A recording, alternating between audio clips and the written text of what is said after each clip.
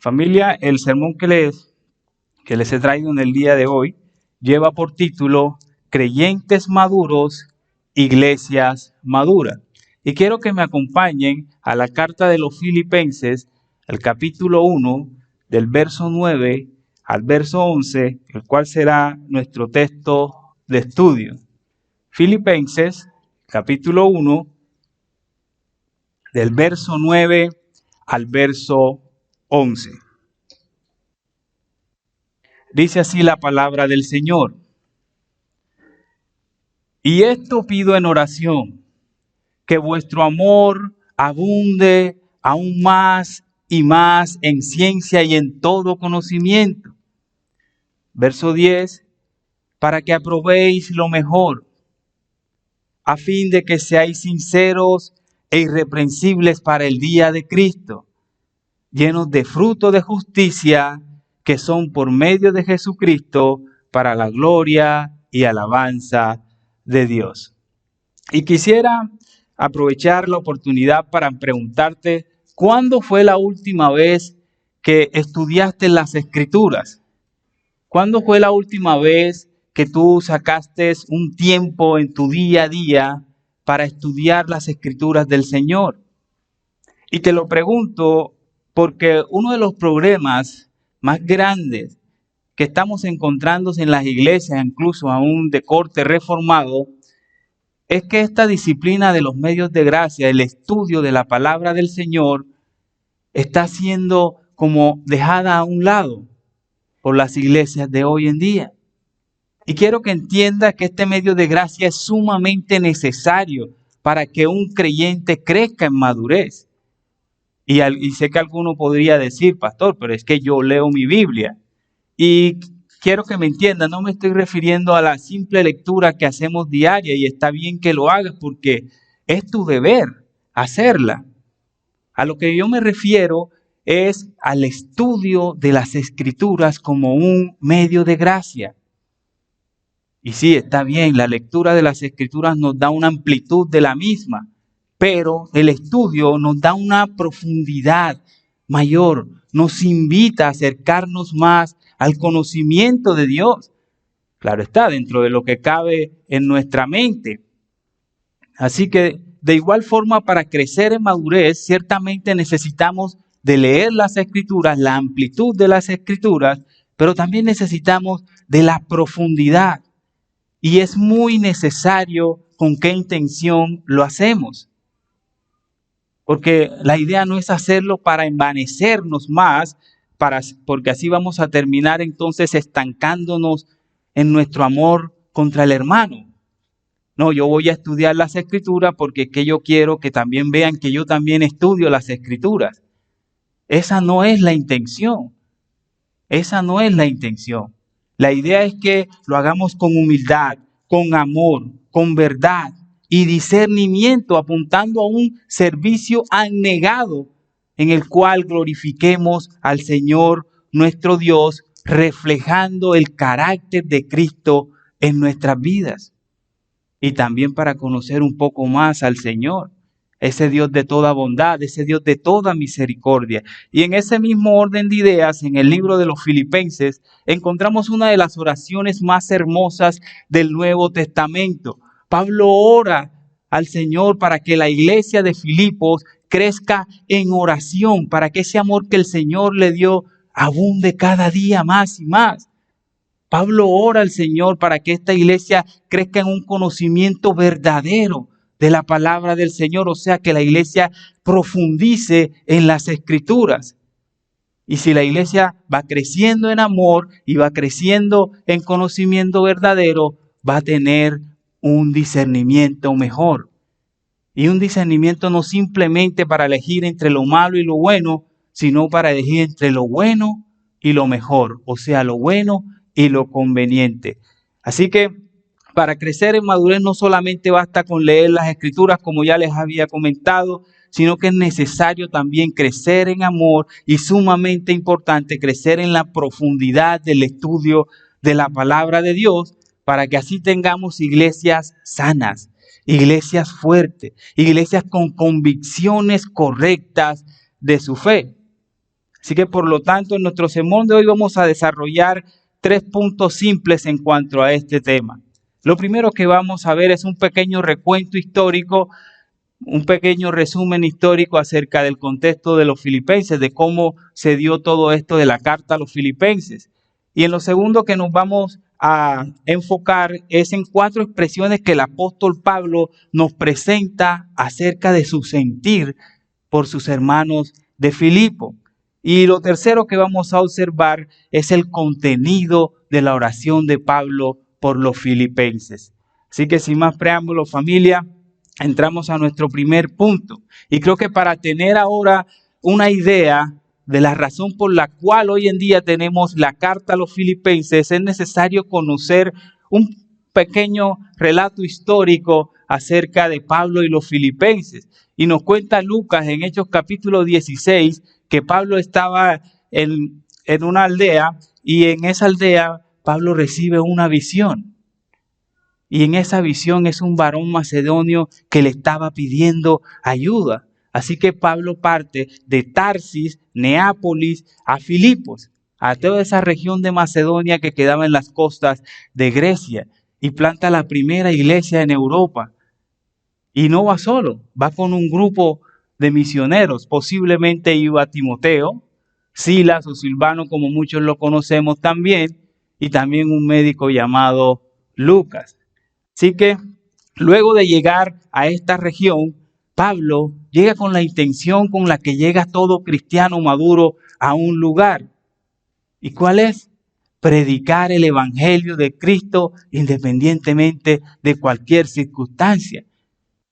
Y cuenta la historia que después de un día de reposo, ellos salen de las puertas de la ciudad y van a un río y ahí encuentran un grupo de mujeres donde se solía hacer una oración y Pablo aprovecha la oportunidad y les predica. ¿Y qué sucede? El Señor habla el corazón de una de ellas, de nombre Lidia. Era una mujer comerciante que vendía tela púrpura, una de las telas más costosas de la época. Y ella se bautiza y creen todos los de su casa y empieza la iglesia de los Filipos. Y después, más adelante, al cabo de unos días, Pablo se cruza con una mujer esclava que tenía un espíritu inmundo. Ustedes se pueden imaginar una mujer con un espíritu inmundo en la cual sus amos la tenían como negocio. O sea, yo creo que hoy en día nosotros nos encontramos con una persona con un espíritu inmundo y lo último que le vamos a decir a esta persona es, ven, vamos a hacer negocio. Pero miren cómo era la mentalidad de la época. Era diferente, ¿cierto? Pero Pablo llega un momento en como que se harta de la situación y la libera, le saca el demonio que tenía la muchacha y todas las personas van entonces en contra de Pablo y Silas y los azotan y los meten en una cárcel. Y pasa una situación muy curiosa, estando ahí en esa cárcel, resulta que en vez de estar tristes porque han sido azotados, adoloridos, estos varones de Dios entonan himnos al Señor. Actúan como actúa un creyente maduro en una situación de esta, confiando en que el Señor es soberano y Él está al control de todo. Y sigue contando la historia que luego a medianoche ocurre un temblor, se abren las puertas de las cárceles, a algunos se les quitan los grilletes, ahí mismo en Filipos, y el prisionero, el carcelero se da cuenta de lo que sucede y lo primero que se imagina es que todos se fueron. Pero no, lo que acaba de ocurrir es un milagro, que se abren todas las puertas, se les quitan los grilletes y los presos se quedan ahí. ¿Ustedes se imaginan que eso pasara en este siglo XX? Eso no pasa. Así que lo que acaba de ocurrir es un milagro. Es un milagro. Y el carcelero, al ver que las puertas estaban abiertas, lo primero que él se imagina es, me van a matar. Y decide quitarse la vida. Y Pablo le grita, no lo hagas, estamos todos aquí. Mira el milagro que acaba de pasar. Estamos todos aquí. Y sucede que el carcelero le dice a Pablo, entonces, ¿qué debo hacer para ser salvo? Y este carcelero allá en Filipos recibe la salvación del Señor, él y toda su casa, y se contentan y todo lo demás. Y después llegan estas personas y le piden a Pablo de que se vaya, las personas que lo habían encarcelado. Pero Pablo, como un cristiano maduro que siempre hace juicios de justicia, dice, esperen un momento, ustedes me azotaron sin un justo juicio, porque yo soy un ciudadano romano. Y estas personas se llenan aún más de temor, entonces ya no le dicen, Pablo, vete, sino que le ruegan y le dicen, mira, vete ya, porque desde que llegaste nos ha traído muchos problemas. Entonces Pablo llega, reúne la iglesia y se despide de ellos, pero hasta aquí esta historia de hermandad no termina, porque Pablo se va, pero luego regresa y regresa con una carga en su corazón y les dice, hermanos, hay unos hermanos en Jerusalén que están pasando necesidad y yo quiero llevarles una ofrenda. Ellos enseguida al ver el ministerio de Pablo le dan la ofrenda a Pablo y Pablo parte a Jerusalén. Y resulta que cuando Pablo está en Jerusalén es tomado preso. Él ahí apela al César también, lo llevan a Roma, pasa un naufragio. Y estando en Roma, los filipenses se enteran que Pablo estaba preso allí y lo primero que hacen es tomar unas ofrendas, enviar a su cacipastor Epafrodito y decirle, mira, ves a ver cómo está Pablo, porque ellos siempre han estado pendientes de Pablo.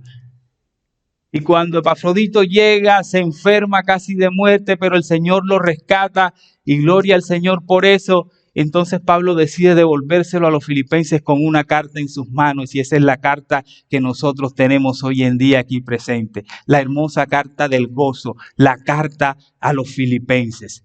Este es más o menos, mis hermanos, un resumen de cómo empieza esta gran hermandad entre Pablo y los filipenses. Y esta es la carta más alegre y entusiasta que haya escrito Pablo.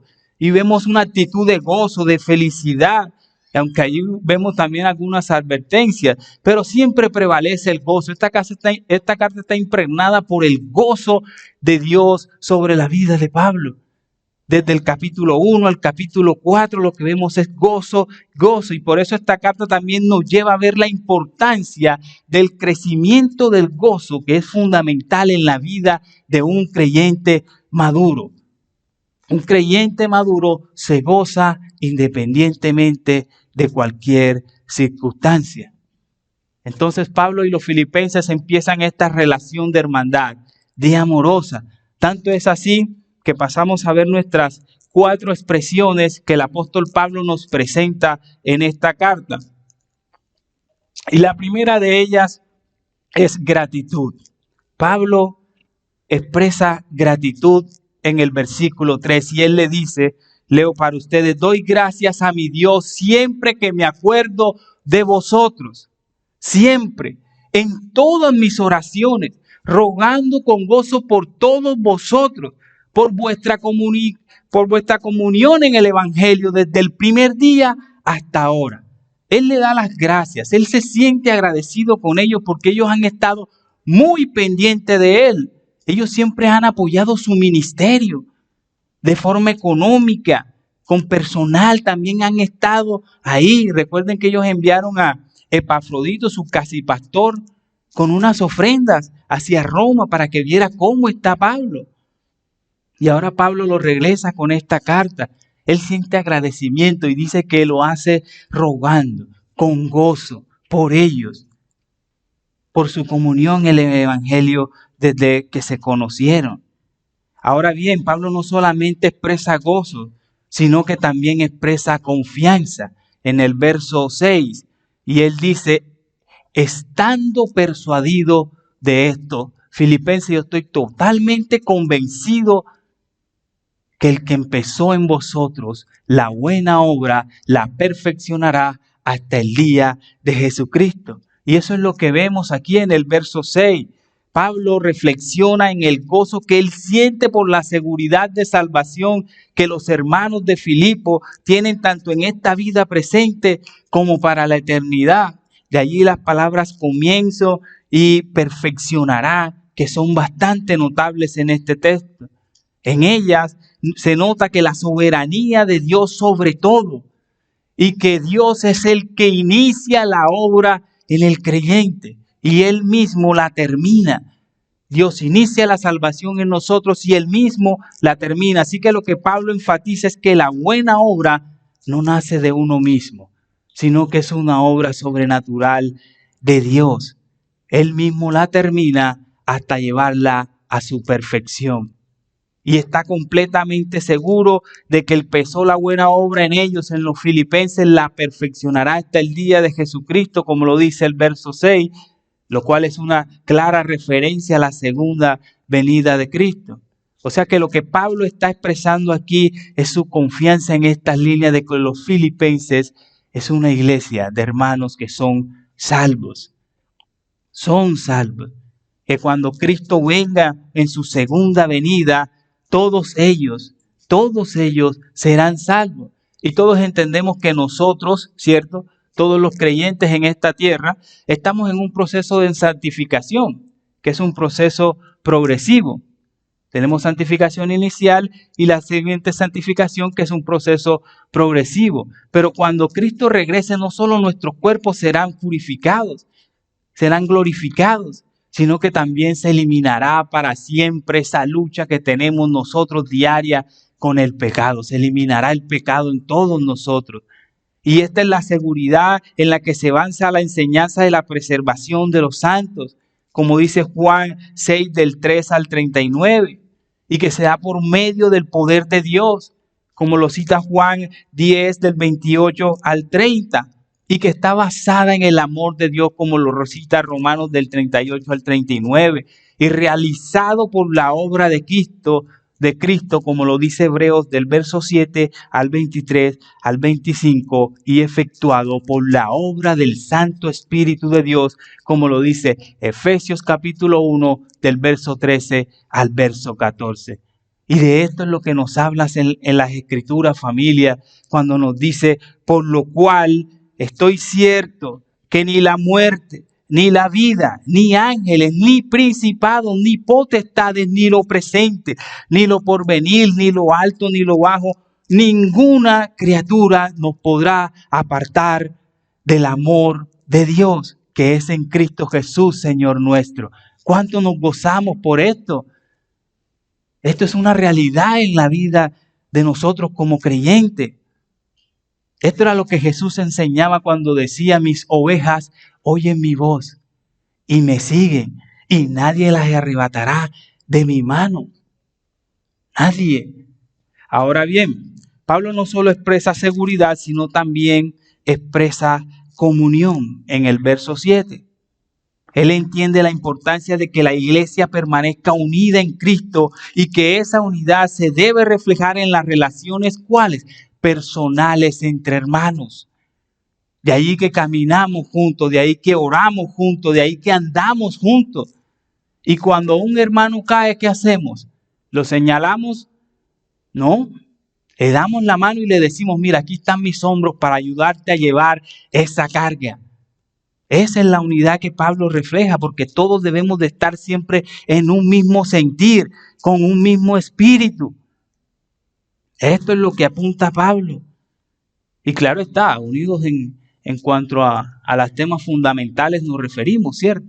Y todo esto con el propósito del avance del reino de Dios. Por eso Pablo en el verso 7 dice, ¿cómo me es justo sentir esto por todos vosotros? Por cuantos tengo en el corazón, en mis prisiones, en la defensa y confirmación del evangelio. Y todos ustedes son partícipes conmigo de esa gracia. Ellos compartían un mismo sentir, esa misma gracia para el evangelio. Ahora bien, Pablo no solo expresa comunión, sino que en el verso 8 también termina expresando amor. Mirémoslo en el verso 8. Dice, porque Dios me es testigo de cómo os amo a todos con el entrañable amor de Jesucristo. Y este amor literalmente es un amor que sale de las entrañas. Por lo general, a nosotros se nos enseña que cuando hablamos de amor señalamos el corazón. Pero para ese mundo grecorromano se señalaba era el estómago. Entonces era como si dijera, es que yo te amo desde lo más entrañable, desde lo más profundo de mi ser. Yo me acuerdo muchas veces que mi abuela siempre le decía a mi mamá, le decía, mi hija de mis entrañas. Esa expresión ya no se escucha, pero por lo general no sé acá en Barranquilla, allá en Cartagena todavía se escucha un poquito. Y era eso. hija de mi más profundo ser. Así que a lo que está apuntando Pablo es que él ama a los filipenses con ese amor entrañable, profundo que Cristo les ha dado. Así que hasta aquí Pablo ha hecho 4 expresiones. La primera, gratitud, confianza, comunión y amor. Pero miren a continuación lo que va a hacer Pablo en el verso 9. Él ahora nos va a mostrar el contenido mismo de su oración. Él va a mostrarnos lo que él le ora al Señor por los filipenses. Y es importante porque conocer el contenido de esta oración para nosotros va a traer 3 enseñanzas fundamentales. 3 enseñanzas que son características, virtudes que debe reflejar un cristiano maduro. Y recuerden el título del sermón: cristianos maduros, iglesias maduras. Entonces estas 3 cualidades son: la primera, amor en crecimiento. Un cristiano maduro, su amor va a ir creciendo. La segunda es que el cristiano también va a crecer en conocimiento verdadero. Un cristiano maduro va a crecer en amor, va a crecer en conocimiento verdadero y por ende va a tener discernimiento. Y creo que en lo mucho que conocemos al apóstol Pablo, nos damos cuenta de su madurez. Y él es mismo el que hace esta oración. Él es un cristiano maduro y creo que nadie osa decir, no, Pablo no es maduro. Y creo que uno de los grandes ejemplos que tenemos del apóstol Pablo en la Biblia es cuando reprende a Pedro públicamente. Porque Pedro, cuando estaba con los gentiles, se comportaba de una forma, pero cuando venían los judíos de Antioquía, ¿qué hacía? Se comportaba de otra, se separaba de los gentiles. Y Pablo le hace esta anotación pública para que cambie de pensar en cuanto al reino de Dios. Y este es un pasaje claro donde Pablo está presentando su madurez. Pero ahora nos va a presentar la oración. Cómo ora un cristiano maduro. Y es importante, familia, tener en cuenta, porque el contenido de las oraciones revela el contenido de nuestro corazón. Eso es importante. Es importante que lo tengamos en cuenta. Así que si quieres saber cuánto conoces al Señor, escúchate cómo oras. Escúchate cómo oras. Y sabrás cuánto conoces al Señor. Te darás cuenta verdaderamente que tanto conoces al Señor. Y es por esto la suma importancia de que cuando leamos las oraciones de los hombres en la Biblia, nos detengamos y prestemos atención. Porque así como esta y otras oraciones de Pablo que vemos en todas las Escrituras nos muestran cuánta profundidad tenía él del conocimiento de Dios.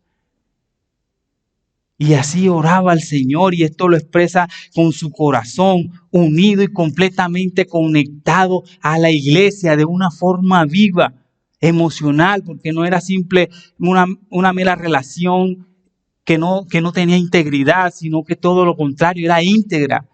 Implicaba su emoción, su práctica, su vida. No era simple teoría.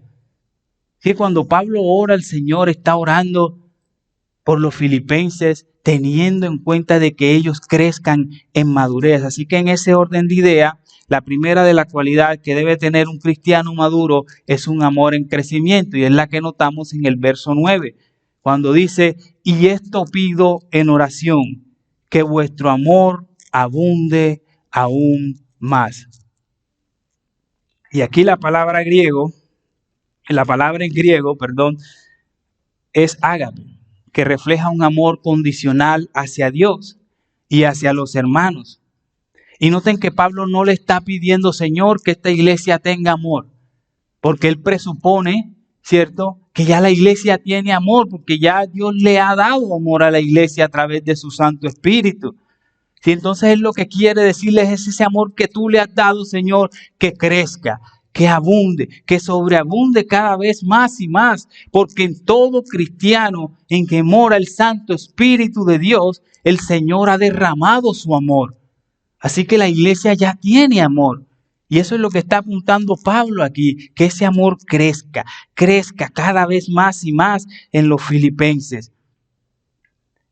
Así que una de las evidencias que debe demostrar un cristiano maduro es que su amor va a ir creciendo.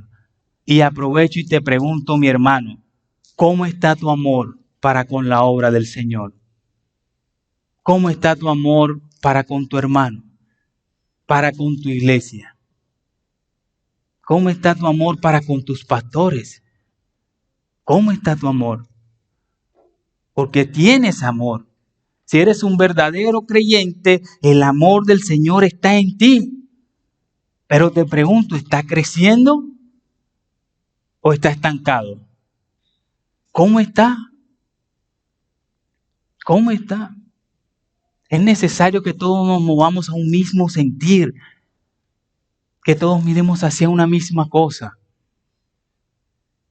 que todos amemos, que nos amemos y que ese amor vaya creciendo cada vez más, mucho más. Y miren cómo lo dice Pablo en el capítulo 2 del verso 2, dice, completad mi gozo, sintiendo lo mismo, teniendo el mismo amor, unánime, sintiendo una misma cosa.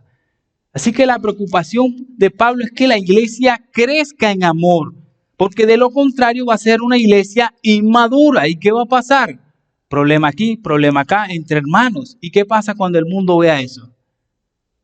Esto no se supone que son los que tienen que cambiar el mundo, pero si se están matando entre ellos, no se soportan entre ellos. Eso es lo que Pablo está apuntando aquí, mi hermano.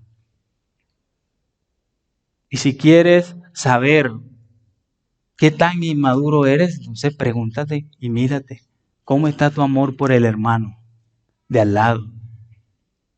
Por el prójimo, mayormente por los de la familia y la fe. ¿Cómo está tu amor? ¿Cómo está tu amor? Debería de ir en crecimiento.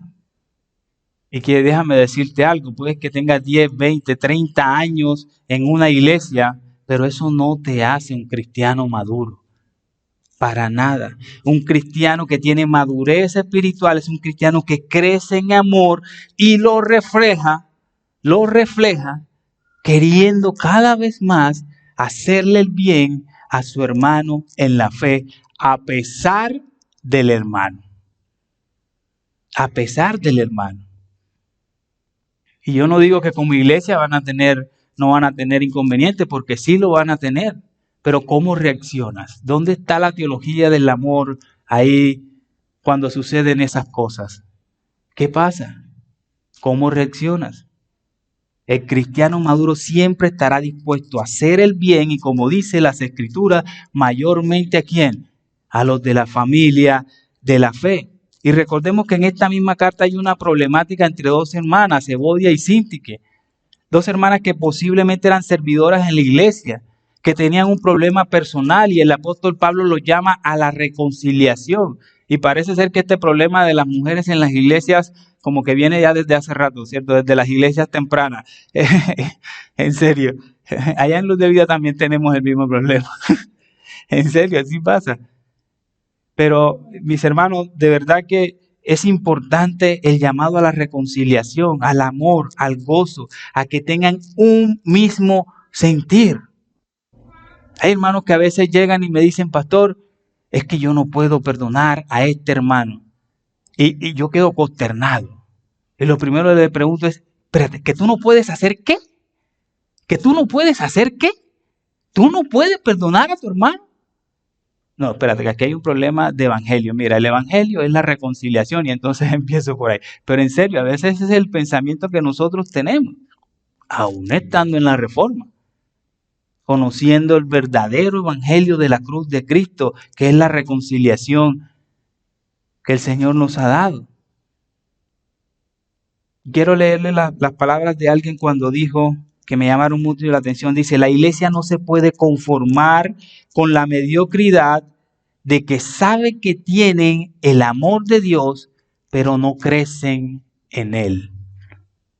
No podemos conformarnos en eso. Así que el llamado, familia, es a crecer en amor por Cristo y a los hermanos. Porque si amas a Dios, ¿qué hacemos? Amamos lo que Dios ama, ¿cierto?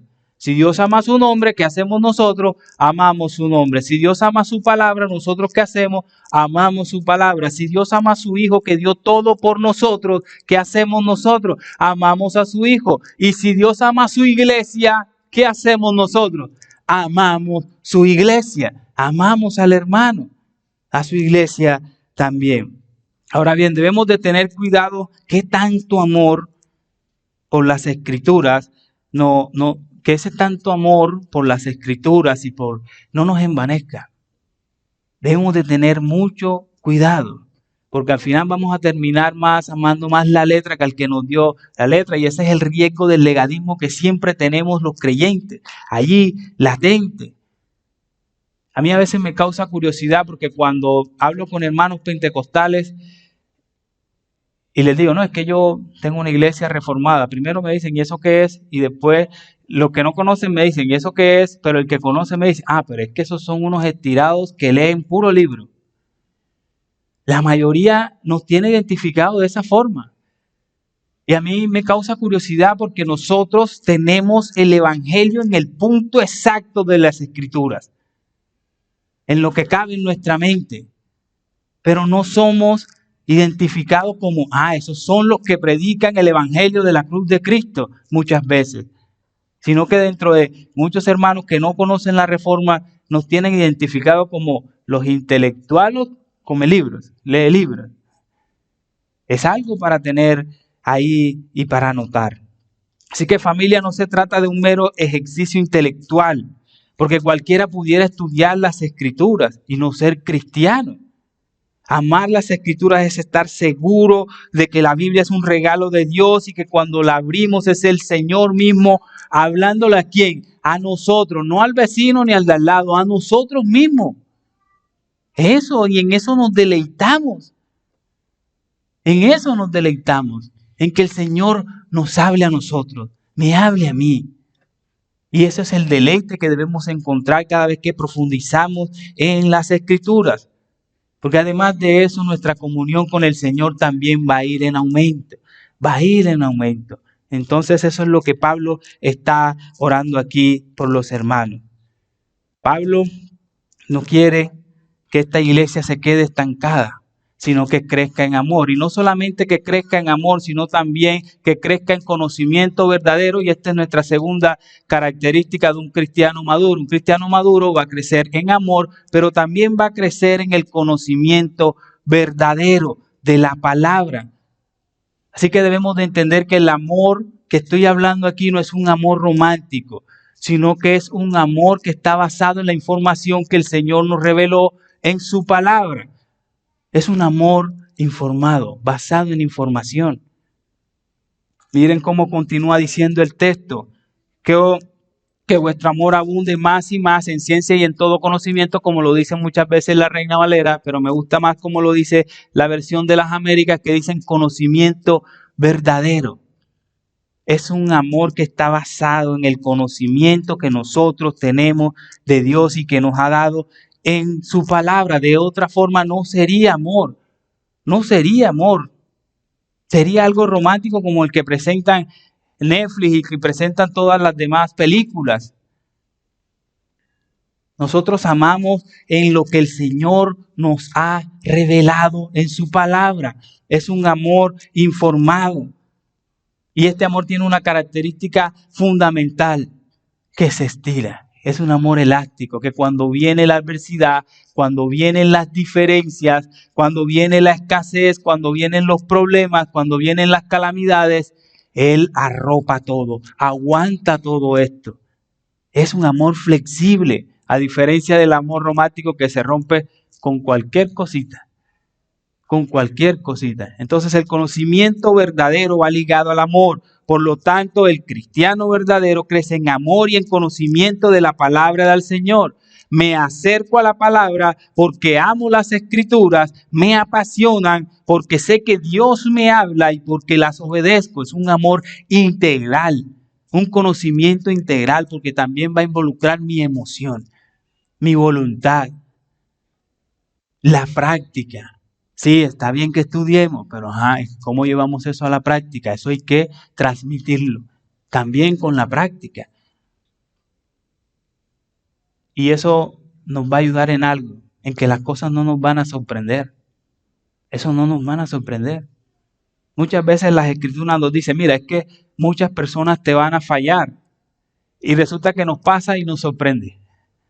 Ay, mire, es que el hermano, yo pensé que nunca me iba a fallar, porque el hermano siempre ha estado ahí, usted lo ve leyendo libros, ese era el hermano perfecto hasta el día que le falló, hasta ese día. Así que la palabra también nos muestra aquí mismo que Evodia y Sinti, que personas, hermanas que trabajaban juntas por mucho tiempo, y fíjense que lograron tener una diferencia.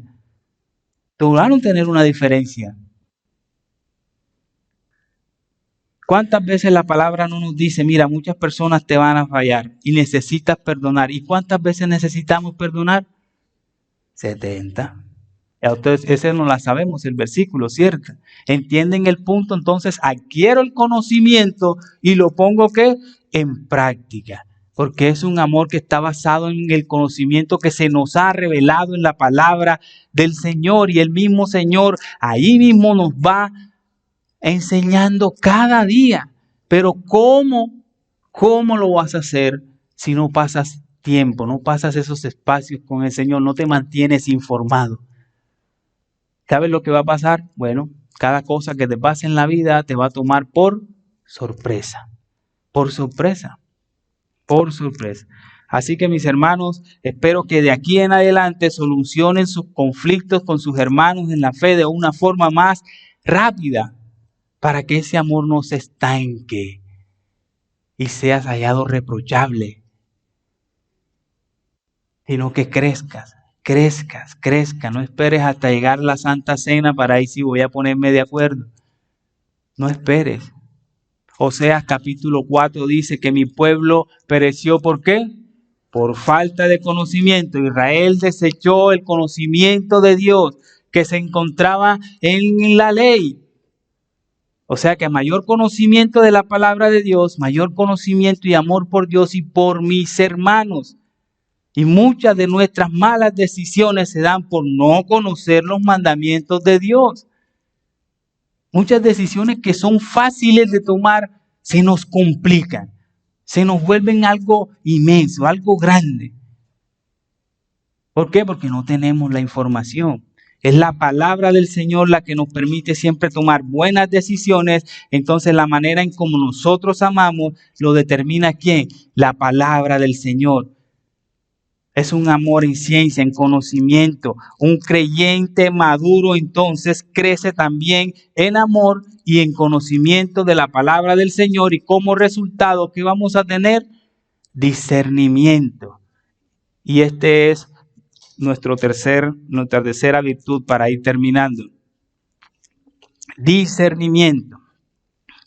Continúa el verso 9 diciendo: y esto pido en oración, que vuestro amor abunde más y más, como lo dice la reina, la versión de las Américas, más y más en conocimiento verdadero y en todo discernimiento. O sea que la idea es que si creces en amor, no en un amor romántico, sino en un amor informado en las Escrituras, basado en el conocimiento verdadero de la palabra de Dios, el resultado va a ser que vas a tener discernimiento. O sea, dicho de otra forma, vas a poder elegir no solamente de lo malo o lo bueno, sino entre lo bueno y lo mejor.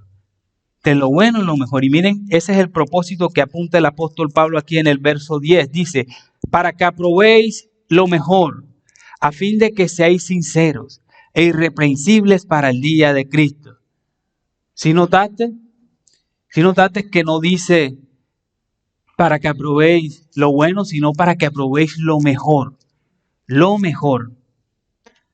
Porque efectivamente vas a tener situaciones donde simplemente no te va a tocar elegir solo lo malo y lo bueno, sino entre lo bueno, lo correcto, lo legal y lo mejor, o sea, lo conveniente de esa situación. Vas a tener situaciones.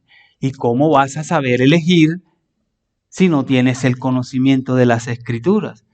Entonces un cristiano maduro va a saber elegir entre lo bueno y lo conveniente, porque esas son las decisiones que toma un cristiano maduro. ¿Se acuerdan en el caso de Timoteo? en un momento que le tocó circuncidarse. ¿Por qué? Porque ellos iban a evangelizar a unos judíos y lo primero que le iban a preguntar, ¿qué era? ¿Eres circunciso? Era lo primero que le iban a preguntar. Entonces Pablo le dice, es necesario que te circuncides. Así que Pablo aquí le está diciendo a los filipenses que cuando ellos hayan alcanzado madurez espiritual, no solamente van a distinguir entre lo bueno y lo malo, sino que distinguen entre lo bueno y lo lícito, lo conveniente, entre lo bueno y lo conveniente. Ahora entiende cuando la palabra dice de que todo me es lícito, pero no todo me conviene.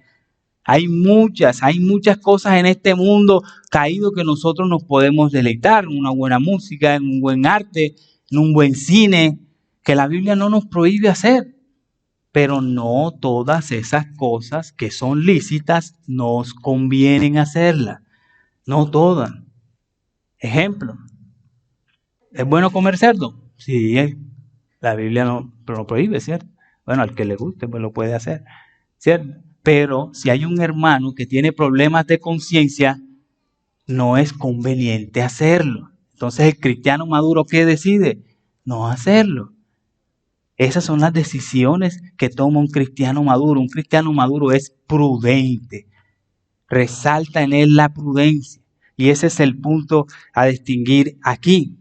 Así que familia, este tipo de situaciones siempre nos va a llevar a un nivel diferente de fe, a un nivel de madurez de fe diferente. Y ese es el llamado aquí, para tomar en cuenta este tipo de decisiones. También es necesario que tengamos en cuenta tres aspectos importantes. El primero es un aspecto normativo.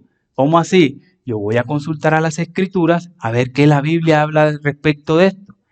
Y una vez tenga la palabra del Señor, el segundo aspecto que debo de tener es circunstancial. ¿Cómo afecta esa decisión a las personas que me rodean? Y lo último es un aspecto personal o existencial, si esa decisión me acusa de pecado. Porque Pablo dice que si lo hago con mala conciencia me he contado como pecado, como pecado. Y ahora noten lo que sigue diciendo el apóstol en el verso 10, dice, a fin de que seáis sinceros, puros e irreprensibles para el día de Cristo. ¿Sí notaron la palabra irreprensible? Pastor, es que yo pensé que los únicos que tenían que ser irreprensibles eran los pastores. Familia, el llamado a ser irreprensibles es para todo creyente. Para todo creyente. Así que otra vez, no te demores mucho tiempo sin dejarte de hablar con tu hermano para que no seas hallado reprochable, no seas hallado falto de amor y reflejes entonces inmadurez. Y esto va para padres, hijos, para madres, para hijas, para esposos y para esposas, para todos. Por lo tanto, familia, el resultado de este amor en crecimiento, de este amor basado en el conocimiento verdadero de la palabra del Señor y de este discernimiento, es que aprendamos a vivir discerniendo entre lo bueno y lo conveniente. Además de que seamos puros, irreprochables, produciendo frutos de justicia. ¿Y todo esto para qué? Para que al final la gloria se la lleve el Señor, para la gloria y la alabanza de Dios. Porque si tenemos cristianos maduros, tenemos iglesias que maduras, iglesias que buscan solo una cosa, reflejar la gloria de Dios. Eso es lo que tenemos que apuntar siempre como iglesia. Pastor, ¿y cómo reflejo la gloria de Dios? Fácil, mostrando el carácter de Cristo al mundo. El carácter de Cristo al mundo. Una iglesia madura es una iglesia que se preocupa por la gloria del Señor.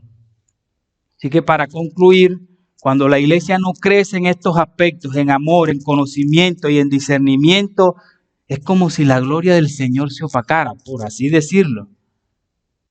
Se opacara. Y no solamente aquí entre nosotros, sino que el mundo, ¿qué gloria del Señor va a ver?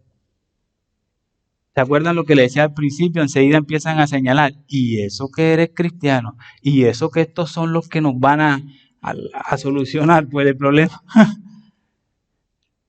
Así que Es necesario, familia, es necesario que crezcamos en reflejar el carácter de Cristo como iglesia. Y quiero concluir con algunas aplicaciones finales. Permítanme un momento.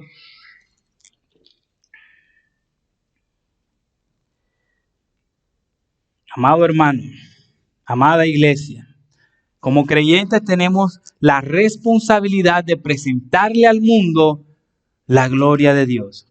Así que familia, mi oración es que esta iglesia, salvación y vida eterna, que en esta iglesia la gloria de Dios brille más y más en amor los unos con los otros. Que Barranquilla misma pueda mirar esa gloria resplandeciente de Dios en esta iglesia. Esa es mi oración por ustedes. Que crezcan en verdad, que crezcan en amor y en conocimiento, en discernimiento. Así que mi hermano, el llamado es a crecer en estas virtudes. Órale al Señor para que crezcas en ellos y te goces en amor, en verdad, escogiendo siempre no lo bueno, sino lo conveniente. Familia, el llamado es a reflejar el carácter de Cristo en tu vida. Oremos.